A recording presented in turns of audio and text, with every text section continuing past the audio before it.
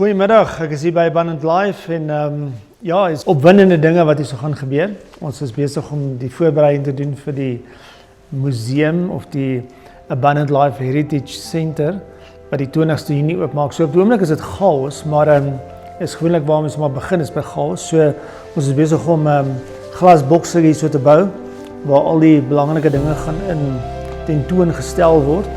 Hier is al van die goedjies, maar hier gaan nog baie veranderinge plaasvind. Soos die dag, elke dag sal aangaan, sal julle sien dat dinge gaan verander. Hier binnekant is nogal redelike belangrike, interessante dinge wat gebeur. Hier is vrou Waldo. Sy het spesiaal vir Waldo laat invoer daar van Bloemfontein af.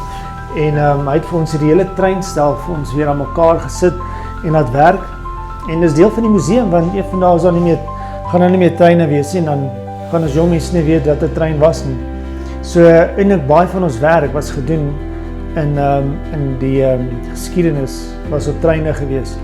Ons sendingstasies is gewoonlik almal gebou ook naby trein stasies en die treinspoor en die lyne meer. So ja, hy het die liggies nou vir ons lekker laat werk. Waldo, wat is jou volgende projek hierso wat jy probeer uitsorteer?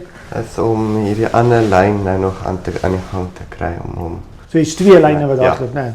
Ja, Okay, so die eerste lyn hardloop nou? Ja, die eerste een en dan dan met die tweede een wat daar verby loop. Oh, nice. Okay, great. So ja.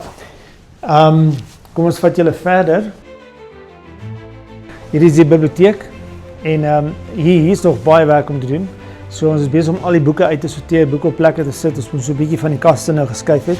Maar hier kan jy al reeds van die boeke sien wat uitgestal gaan word. Dis historiese boeke van ons pioniersman waarmee hulle gewerk het, wat hulle ingestudeer het ensovoorts.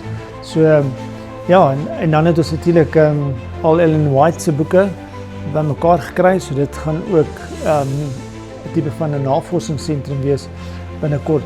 Jy kan sien al hierdie plakate wat ons bymekaar gekry het en bymekaar gemaak het, wat hulle gebruik het destyds in die vroeë 1900s vir evangelisasiewerk ensovoorts. Ja, en hier het ons nou 'n nuwe kamertjie bygesit. Ons is nou nog besig om hier so te verf en dit kere te gaan.